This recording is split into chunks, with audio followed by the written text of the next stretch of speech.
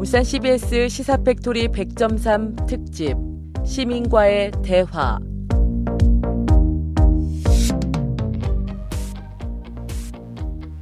안녕하세요. 시사팩토리 100.3 특집 코너 시민과의 대화의 시민진행자 이태인입니다. 노옥희 울산시 교육청 교육감에 이어 울산광역시 의회 박병성 의장 인터뷰 이어갑니다. 같이 시민진행을 맡은 이동훈 변호사입니다. 울산 CBS는 울산 지역 지상파 시사 프로그램 중 유일하게 시민 참여형 방송을 송출하고 있는데요. 울산광역시 의회 박병석 의장과 시민 사이의 대화를 오늘과 내일 이틀에 걸쳐 방송합니다. 안녕하세요. 다큐멘터리 연출가 양현희입니다. 지금 방송되고 있는 시사팩토리 100.3 말 그대로 뉴스 공장인데요. 울산광역시의회는 조례 공장이 아닐까 싶습니다. 그런데 말이죠. 최근 울산시의회 조례 남발이라는 기사가 지역 일간지에 실렸는데요. 조례 제정부터 집행까지 그 과정 중에 내밀한 이야기가 있어 보입니다. 이학년 노무사입니다. 노동사건 현장에 가보면 중대 재해가 발생한다든지 이유로 행정사무랑 경찰사무가 상관 협력해서 이루어지면 좋겠다는 생각이 들 때가 있었습니다. 지난 7월 1일부터 자치경찰제가 본격 시행되면서 자치행정, 자치경찰사무 협력이 가능해졌습니다. 한편 자치경찰사무가 울산광역시 집행부 수장인 울산시장 아래 놓이게 되면서 더 비대해진 집행부의 권한을 놓고 제대로 된 견제가 필요하다는 의견이 반복해서 나오고 있습니다. 바로 입법부인 울산광역시의회가 집행부를 잘 견제해야 한다는 이야기이기도 합니다. 시민진행자 모두 울산광역시의회와 관련한 궁금한 사항이 많아 보이는데요. 광고 듣고 돌아와서 울산광역시의회 박병석 의장 만나보겠습니다.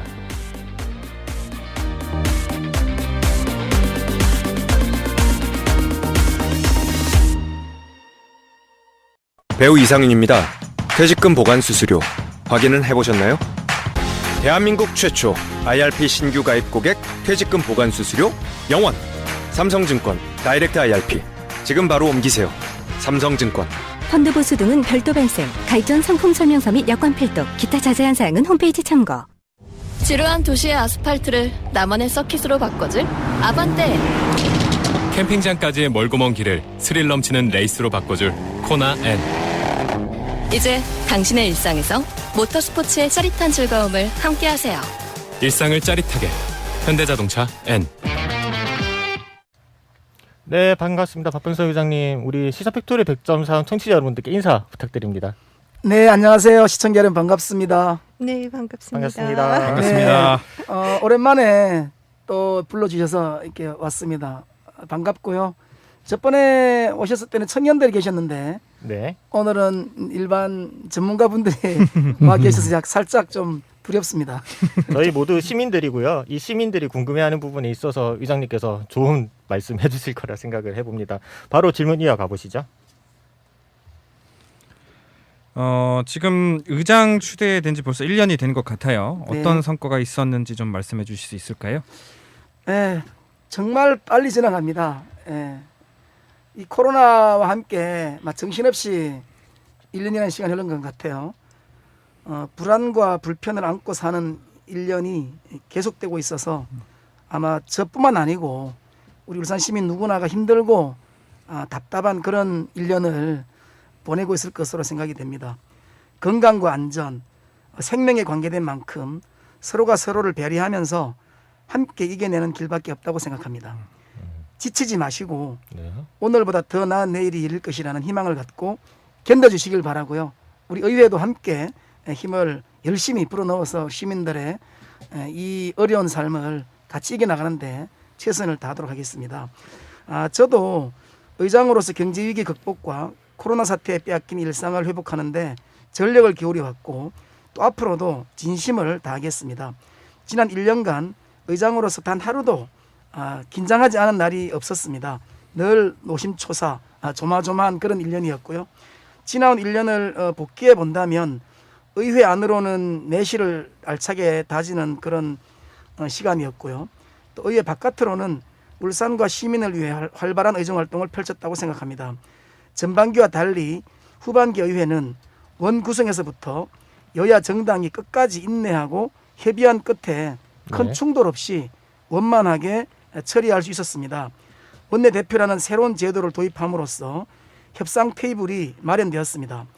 형식적인 제도가 아니라 실질적이고 효과적인 성과를 내야 하는 과제가 남아 있습니다.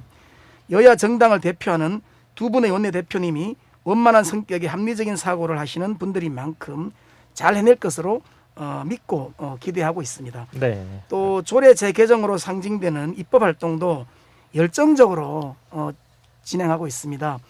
현안에도 기민하게 대처하고 있습니다. 최근 우리 시가 거둔 성과 가운데 방구대 암각화 보존과 물 문제 해결, 광역 교통망 확충, 수소산업과 해상풍력산업의 조기 안착 등 9개의 성장 다리가 원활하게 추진될 수 있도록 의회 차원에서 협조와 지원을 아끼지 않았습니다. 아주 정말 중요한 사업들을 잘 계획을 하고 계신 것 같은데요. 향후 1년간 광역시 의회에서 중점적으로 추진할 사항은 무엇인가요? 당분간 코로나 사태와 경제위기 극복에 모든 역량을 집중해야 할 것으로 생각하고 있고요. 네. 코로나 사태와 경제위기 극복 없이 시민의 삶이 나아질 수 없기 때문이죠. 코로나 사태는 서울과 수도권을 중심으로 전파력이 월등한 델타 변이로 인해서 네. 다시 4차 유행에 접어드는 것 같습니다. 이에 따라서 서울과 수도권은 이미 12일부터 거리두기 4단계로 강화했잖아요. 그나마 울산은 현재까지는 안정적으로 관리되고 있지만 소규모 산발적인 집단 감염도 발생하고 있습니다. 절대 안심할 수 없는 상황입니다. 조금은 느슨한 거리두기 1단계 있지만 거리두기를 다시 강화해야 한다는 목소리도 나오고 있는 것이 현실입니다. 맞습니다. 방역 당국이 여러 가지 상황을 놓고 면밀하게 검토하고 있는 만큼 새로운 거리두기가 잘 실시될 수 있도록 그렇게 우리 시민 모두 협조를 해줬으면 좋겠습니다. 네. 개인 위생은 물론 방역 수칙을 철저히 지키는 것이 선행돼야 할 것이고요. 아울러 백신 접종에도 적극적으로 참여해야 합니다. 치료제가 나오지 않는 상황에서 최고의 백신은 시민들의 관심과 참여에 기댈 수밖에 없습니다. 네, 네. 말씀 잘 들었습니다. 뒤에 저희가 질문 사항이 좀 많이 네, 남아 많이 있어가지고 남았죠. 네. 저희가 조금 구체적으로 들어가도록 하겠습니다. 지난달 경사일보에서 울산시의 조례 남발이라는 제목의 기사를 냈어요. 물론 조례안 발의는 지방의회 고유 권한이죠. 시민들을 위해서 선출된 지방의회 의원들이 조례안 하나라도 더 발의해서 시민의 삶을 풍요롭게 만들어야 된다는 거 저도 동의를 하고 있습니다. 이게 바로 의원들의 권한이자 시민들이 무겁게 지어준 의무이지 않습니까? 그런데 다만 예를 들어 몇 가지만 제가 말씀을 드리겠습니다. 서해 진흥에 관한 조례안, 서해 교육, 그 다음에 또 뭐 있지? 사진산업 활성화에 관한 조례안, 뷰티 산업 진흥에 관한 조례안, 산업 디자인 육성 및 지원에 관한 조례안, 전통주 산업 지원 조례 등 이거는 울산하고 어떻게 관련이 되어 있는 거지요? 여기에 대해서 경상일보는 선거용 조례가 아니냐는 문제 제기도 제기하고 있습니다. 이 비판에 대해서 어떻게 생각하시는지요? 네, 물론 뭐 조례에 대해서 우리와 비판에 그런 시각이 있다는 점은 저도 익히 잘 알고 있습니다. 지방선거를 앞두고 특정 집단의 표심을 얻기 위한 청탁성 조례가 아니냐 이런 의혹의 눈초리인데요. 네. 사실은 이제 지방자치법을 잘 몰라서 하는 우려다 이렇게 말씀드리고 싶고 전국 시도의회에 기본적으로 조례를 갖고 있는 횟수를 보시면 알 거예요. 네. 우리 7대 의회가 돌아와서 딱 보니까 광역시의 조례가 350개 정도밖에 없었습니다. 네. 네. 다른 시도의회는 이미 650개, 700개 또는 800개 그 정도로 많은 조례들 이제 지방 법을 가지고 있거든요. 울산시의회 7대 의원들이 조례를 많이 만드는 이유가 그거죠. 워낙 조례가 너무 없었다. 첫 번째 이유는. 두 번째로는 이 7대 의회가 대부분 이제 민주당 의원들이 7명, 국민의힘 5명 이렇게 의원들이 들어오면서 초선 의원들이 많잖아요. 맞습니다. 민주당 의원을 중심으로. 그러면 저도 이제 뭐 구의원도 해봤지만 초선 때는 열정이 되게 높아요. 그리고 조례가 너무 없다 보니까 전국의 시도의회를 이렇게 벤치마킹하면서 우리 울산 의회가 조례가 너무 부족하고 또 시민들의 그런 가려운 것을 긁어줄 수 있는 조례들이 필요하다. 이런 인식들을 많이 갖게 된 거죠. 하지만 네. 지금 제가 말씀드렸던 조례 같은 경우에는 제가 궁금한 부분은 울산하고 어떻게 관련이 있냐라는 걸 제가 물어보고 싶은 네. 겁니다. 그렇죠. 예를 들어서 말씀드릴게요. 네. 서해 진흥에 관한 조례 같은 경우에 충남도 의회 제가 조례로 알고 있거든요. 이게 추사 김정이 고향 예산군에 위치돼 있어갖고 뭐 서해 진흥에 관한 조례안을 발의했다 치더라도 울산은 어떤 근거를 가지고 있는 거지요? 이제 그렇게 보실 수도 있겠지만 이 조례라는 거는 해당 지역에 관련된 분야 또는 관련된 업종을 육성하고 지원하고 하는 이제 목적을 가지고 있잖아요. 추사 김정희 선생님이 이제 충남에서 탄생을 하셨다고 해서 그쪽에 조례를 만든 측면도 있겠지만 이 서해라는 거는 사실은 이제 굉장히 어찌 보면 우리 민족의 아주 오래된 그 전통과 또 우리의 글을 이 붓으로 쓰는 그런 일종의 뭐 운동 이런 측면에서 보면 이 서해를 장려해서 우리 아이들부터 또는 이제 어르신들까지 뭔가 좀 우리 한국인으로서의 어떤 그런 정통성과 가치를 소중히 하는 목적을 가지고 있죠. 예, 그런 측면에서 이 조례는 벤치마킹한 것으로 봐주시지 말고 우리 어떤 전통의 어떤 그런 정신적 문화를 개성 발전시키기 위한 조례라고 봐주시면 좋을 것 같아요. 네, 네, 근데 뷰티 같은 경우는 조금 글쎄 그런 사업까지 그렇게 지원 조례를 만든다면 다른 사업을 가진 분들은 공정성 문제를 제기하지 않을까 싶은 생각이 들거든요. 다들 자기를 지원해 주셨으면 하고 바랄 텐데 예산은 다 어떻게 감당을 하실 계획인지 그런 것도 참 궁금합니다. 맞습니다. 이제 그래서 이게 조례가 너무 많이 만들어서 사실은 좀 걱정스러운 부분이 과연 이 조례를 만들어서 그러면 실제 시민들에게 어떤 도움이나 혜택이 가는 게 이제 중요하잖아요. 그냥 형식적인 조례는 사실 아무 의미가 없죠. 그래서 우려하고 있는 것이 이제 그 예산이 수반되는 문제를 어떻게 이제 극복할 거냐의 문제인데 그런 측면에서 무작정 뭐 무한대 예산을 넣어야 되는 그런 내용은 사실 아니고요. 어떤 그분들에게 자그만한 어떤 그런 지원 또는 어떤 뭐 그분들에게 이 조례만 있어도 어떤 정신적으로 우리가 이렇게 대접받는다 또는 우리를 이렇게 시민 중에 이런 분야에 일하는 사람들을 울산시가 또는 시의회가 뭔가 인정해준다 이런 측면도 분명히 있거든요. 그래서 많은 예산이 뭐 드는 건 아니고 아주 이게 작은 예산으로도 그분들에게 뭔가 이렇게 그 일을 함으로 있어서 자부심을 가질 수 있도록 또 긍지를 가질 수 있도록 해주는 목적이 있다고 봐주시면 되겠습니다. 네, 알겠습니다. 다음 질문. 네, 지금 계속 이제 조례가 실효성이 있느냐, 울산광역시의 지방자치제도의 어떤 특유성을 반영하고 있느냐 이런 질문들이 계속 오가는 것 같은데요. 이거 관련해서 이제 제도적으로 도입되는 게 이제 조례 입법 평가 연구일 것 같아요. 지금 네. 현재 진행 중인 걸로 알고 있는데 의장님이 보시기에는 구체적으로 어떤 이유로 이 연구가 필요하다고 판단하는 것인지 네. 그리고 앞으로 울산광역시의회에서 이런 입법 평가 연구 내용에 어떤 내용이 담길 것으로 예상하는지 여쭤봅니다. 네, 맞습니다. 저희들이 이제 1억 5천이라는 이제 큰 예산을 들여서 울산시의회 생기고 최초잖아요. 네. 이렇게 큰 예산으로 용역을 하는 경우가 없는데 가장 이제 이 용역을 저희들이 하게 된 이유는 그동안 울산시가 많은 조례들이 있음에도 불구하고 그 조례의 집행력이 굉장히 떨어졌다는 비판을 많이 받은 게 또 사실입니다. 조례를 만들어 놨는데 그 책상 안에서 이게 잠자고 있는 조례들이 많거든요. 그래서 이렇게 해서는 안 되겠다. 의회에서 정말 열심히 조례를 시민들에서 만들어서 법을 만들어 놨는데 공무원들이 그 조례를 이용을 안 하잖아요. 그래서 이거를 좀 제대로 한번 철저히 관리해야 되겠다라는 측면에서 이 용역을 하게 됐고요. 이 용역이 끝나게 이제 아마 8월 달쯤에 중간 보고함이 있을 예정인데요. 이 용역이 끝나게 되면 어떻게 이제 바뀌냐 하면 2년이 경과된 조례에 대해서 과연 실효성이 있는지, 이 조례에 따라서 정책이 집행되고 있는지, 또 예산이 수반되고 있는지를 이제 면밀하게 분석하는 용역입니다. 그래서 좀 더 조례가 효율적으로 집행부에서 작동될 수 있도록 점검하고 감시하기 위한 그런 용역이라고 보시면 되겠습니다. 네, 알겠습니다. 예산이 이제 실리지 않으면서 없는 조례가 됐다는 이야기도 뭐 그런 게 들리고 있어서 이 부분은 이렇게 갈무리를 하도록 하고요. 네. 다음 질문 바로 넘어가도록 하겠습니다. 네, 지금 청취자 여러분께서는 울산 CBS 시사 팩토리 백전사 특집 시민과의 대화 박병석 울산광역시 의회 의장 편을 듣고 계십니다. 이어서 그 의장님 자치경찰제에 대한 이야기를 조금 해볼까 합니다. 네. 올해 1월 그 국가경찰과 자치경찰 조직 및 운영에 관한 법률이 시행되고 7월 1일부터 이제 최근이죠. 7월 1일부터 자치경찰제 전면 시행이 됐잖아요. 네네. 뭐 자치행정사무에 자치경찰사무를 연계해갖고 사회적 약자를 보호하고 생활안전, 교통과 같은 일상문제 해결에 시너지를 내 다양한 협력사항이 가능할 것으로 예측이 되는데 네. 하지만 그 조례 제정 과정에서 시민사회의 의견은 대부분 반영되지 않았고 표준 조례를 그대로 따르는 수준의 조례가 만들어진 것으로 보여갖고 지방 분권의 의지가 있냐는 지적도 있습니다. 네네.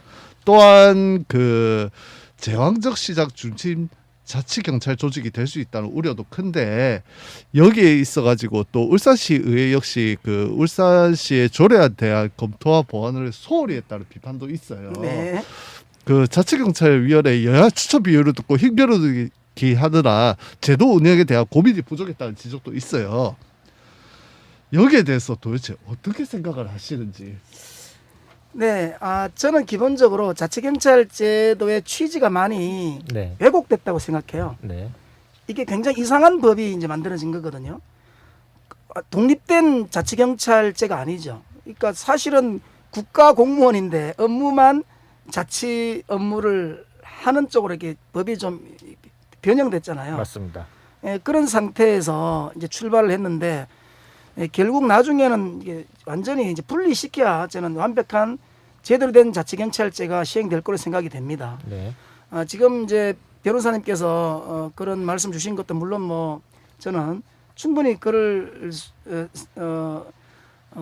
비판적 시각에 대해서도 저는 이제 뭐 받아들이지만 자치경찰제의 법 자체가 예를 들어 의회의 몫으로 그러면 2명인데 아예 법에다가 여야 1명씩 하든지 아니면 뭐 1당 2당으로 하든지 이런 구체적인 디테일이 없기 때문에 결국은 여야 간에 힘겨루기를 할 수밖에 없는 게 모순을 지금 법이 갖고 있는 거죠. 네. 굳이 예언이 들어갈 필요가 있을까요? 아니 법이 그 시민사회가 요구한 위원회 성비균형 문제도 있고 인권 정보가 포함 사항도 조례 안에서 빠졌고요. 그리고 위원회 임명 검증을 위한 전문가 집단의 의견 수렴 자체도 전혀 없습니다. 지금 조례 안에 그런 내용이 전혀 없다는 거죠. 그러니까 법에서 위반한 부분이 있는데 네네. 울산시 물론 울산시도 이걸 제출한 울산시의 문제도 있지만 표준 조례를 그대로 따른 문제도 있지만은 울산시 의회에서 이 부분을 검토를 전혀 안 했다는 부분을 문제를 지적을 하고 있는 겁니다. 네, 전혀 안 한 건 아니라는 말씀 분명히 드리고 검토를 충분히 했고요. 다만 이제 초기이기 때문에 어쨌든 우리가 5월 달부터 거의 5월 달 늦어서 사실은 7인이 구성이 됐거든요. 네, 맞습니다. 그러니까 우선은 7월 달부터 전국 동시 실시기 때문에 네. 출발을 하는 게 중요하다라는 생각을 했던 거고요. 네. 뭐 시민단체 의견을 수렴해야 된다는 어떤 그런 강제성이 사실 없는 겁니다. 이 조례는 표준 조례는 기본적으로 전국에 동시에 다 똑같은 규모로 내려간 건데 그 표준 조례를 가더라도 일단은 출발에는 문제가 전혀 없다고 저희들 봤고요. 가장 중요한 그러니까 경찰청에 이제 권한을 줄 거냐, 아니면 시장에 권한을 줄 거냐, 이제 인사에 대해서 아니면 정책 협의에 대해서 이 부분 가지고 저희는 좀 이제 고민을 많이 했고 조례라는 것은 또 문제가 있으면 그때 또 바꾸면 됩니다. 그래서 지금 시행을 이제 시작했는데 문제가 있는 게 아직 돌출도 안 됐어요. 네. 그러니까 나중에 이제 이 조례가 정말 문제가 있다. 그러면 그때 당연히 시민 의견을 수렴해서 조례를 개정을 해야 되겠죠. 당시 네, 그 시민사회에서는 그 이제 의장님이 생각하시는 문제점 그 이제 뭐 경찰청에서 아직 독립하지 못했다 이 문제를 지적을 했어요. 네. 그러니까 독립성이 보장된 자치경찰위원회 운영 세치 정하는 것과 관련해 가지고 경찰청과 협의를 거치는 게 과연 적절하냐라는 의견이 있는데 이 부분도 전혀 반영이 안 됐다는 말이 있더라고요. 아니요. 그래서 그 부분을 조례를 전국시도의장협의회에서도 2시간 동안 그 부분만 네. 가지고 저희들이 논쟁을 했었거든요. 네. 네. 그래서 경찰청장의 의견을 들어야 한다. 이 부분인데 들어야 한다가 자칫 나중에 되면 청장이 그럼 의견을 안 주면 이 안을 통과를 못하는 거냐 이 논란이 있었던 거죠. 네네. 그래서 그 문구를 저희들이 결국은 전국 똑같이 의견을 미리 청취한다로 바꿨거든요. 네. 그런 것 때문에 청취만 하면 되는 걸로. 네. 의견을 들어야 한다는 강제 조항이라고 보고 청취한다는 그냥 청취만 하는 거죠. 경찰청의 특성을 감안해서 어떤 인사나 또는 업무에 대해서 네네네. 경찰청장의 의견을 청취하고 나중에 그 위원회에서 자치경찰위원회에서 그 부분을 그냥 반영해도 되고 또는 안 해도 되는 거죠. 네. 그렇게 해서 좀 그 조례 내용을 수정했다는 말씀을 드립니다. 네, 알겠습니다. 시간 관계상 저희가 이제 바로 마지막 질문으로 드리도록 하겠습니다. 정치권에서는 이제 청년 정치인들이 많이 주목받고 있습니다. 그 예가 국민의힘 이준석 당대표가 될 수 있겠죠. 그리고 청와대 대통령 비서실의 박성민 청년 비서관은 무려 20대 중반입니다. 이렇게 청년을 위한 정책과 자원 배분이 중요하다는 의미이기도 한데 울산광역시 의회에도 청년정책특별위원회가 이를 담당하고 있는 것 같습니다. 울산 지역 청년을 위해 시의회에서는 어떤 내용으로 입법을 했거나 진행하고 있는지 청취자분들께 소개 부탁드릴게요. 네, 지금 청년정책특별위원회가 가동 중이고 원래는 올 6월 말부로 이제 끝나잖아요. 근데 제가 더 연장을 요청해서 지금 더 연장해서 운영하는 걸로 결정이 났습니다. 청년정책 핵심은 청년들에게 꿈과 희망을 심어주는 것이겠죠. 정치는 물론 사회 전반에서 청년들은 목소리를 내기를 주저해왔고 또 목소리를 낼 통로와 기회도 잘 없었잖아요. 맞습니다. 그러나 이제 청년은 변방의 북소리가 아니라 중심으로 지금 오히려 목소리가 중심으로 또 이렇게 강화되는 그런 추세에 있습니다. 금방 말씀하신 것처럼 야당의 이준석 당대표의 상황을 보더라도 청년들의 목소리가 굉장히 중요한 정치의 핵심으로 작용하고 있다는 말씀을 드리고 그런 측면에서 정당과 또 정파를 떠나서 청년의 목소리를 귀담아 듣지 않으면 정당이 생존할 수도 없는 그런 상황으로 지금 이제 가고 있는 것 같아요. 네.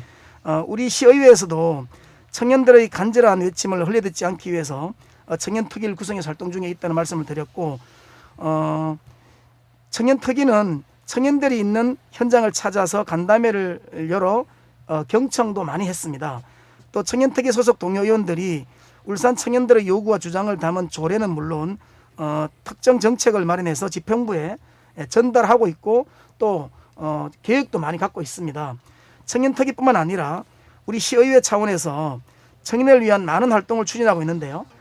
최근에는 안도영 의원 주관으로 솔까말 청년들의 마음의 소리 백인 토론회를 갖기도 했습니다. 네. 네네네. 청년들의 탈울산이 심각하다고 보고 전방위 대책을 세우기 위해서는 청년들의 진솔한 목소리를 들어야 한다고 판단했기 때문입니다.